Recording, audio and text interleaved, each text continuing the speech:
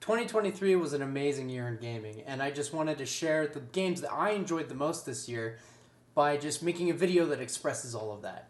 I have here are the list of categories of things that I thought were really important and games that performed exceptionally well in those categories. I'm going to be breaking this video up into 3 separate sections. This will be part 1, so let's just move right into it.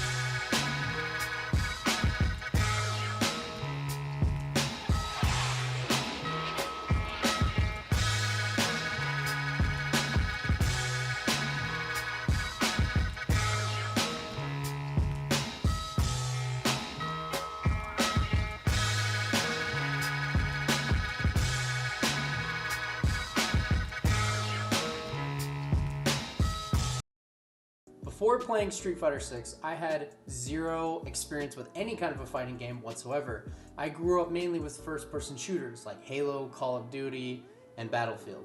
But recently those games have been not very good, and I just think the genre in general has been very bland and boring.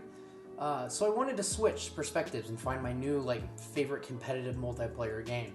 And that's where Street Fighter 6 comes in. Street Fighter 6 is ingenious especially because it teaches an average gamer how to become good at fighting games and understanding the aspects and fundamentals of them. It's something that I'll probably go over a bit here in my review of it right now because it's hands down my favorite thing about the game, and it's what got me into fighting games in general, not just as a genre, but as a community. Alright, so to just kind of dive bomb into it, basically, there are 2 aspects to every fighting game there is. There's fundamentals, and then there's combos and inputs. What's genius about Street Fighter 6 is it implements a new control scheme called modern controls.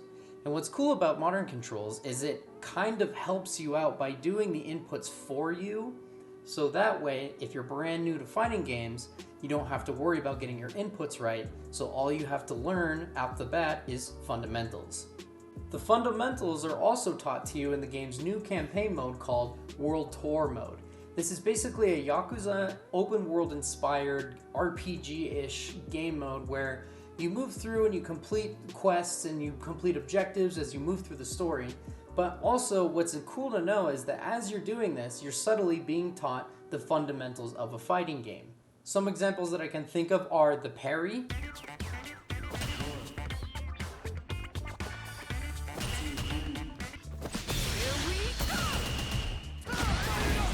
with punishing people,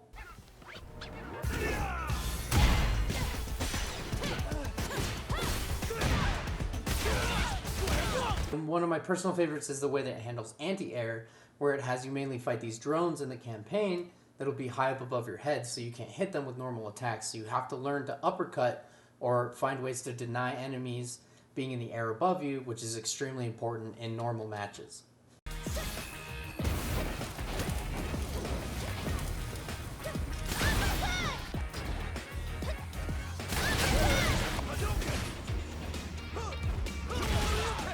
All in all, Street Fighter 6 does a really good job at helping you understand fighting games.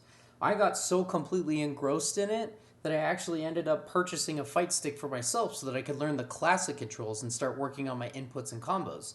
It's extremely satisfying, and I'm really glad that I finally took the jump into this genre, and it's all thanks to Street Fighter 6.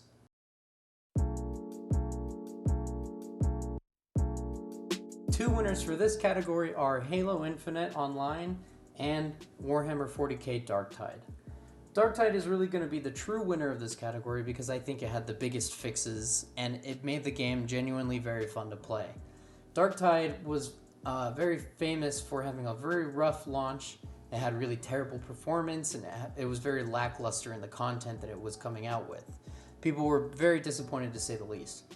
But after having recently played it after a big update where they changed the skill trees to be a lot more different and diversified, fixing the loot pool so it's actually fun and engaging to get weapons, and the performance that the game runs at a slick 60 frames per second, I can promise you that this game, especially on a sale, is worth to pick up right now.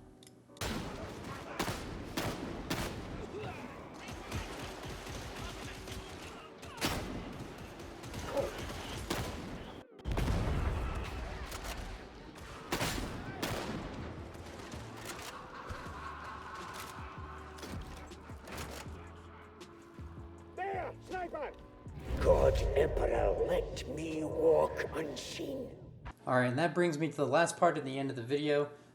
Halo Infinite was very infamous in its launch and being just utter, complete garbage. It had great performance and a great gameplay loop. It felt very fun to play, but it was extremely bare bones in the content that you would unlock and the progression that you would make.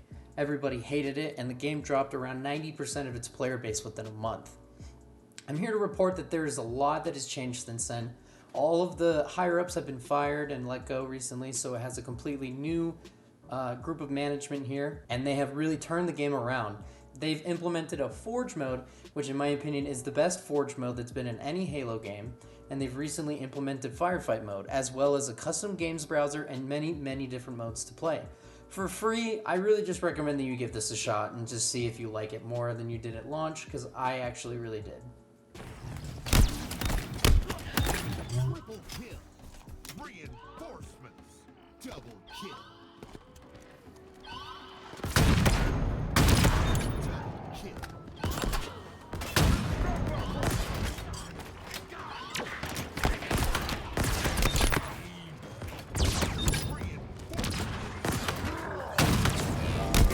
Okay, so that's the end of part 1. Please like and comment, subscribe. Please let me know if you have any other opinions on what games that you like specifically. What was your favorite multiplayer game that came out this year? Do you think I'm right? Do you think I'm wrong? Please let me know. And just a heads up, I'll have part 2 of the video hopefully out later this week, if not definitely next week. And that's the one that I'm most excited for. So I'll see you guys later.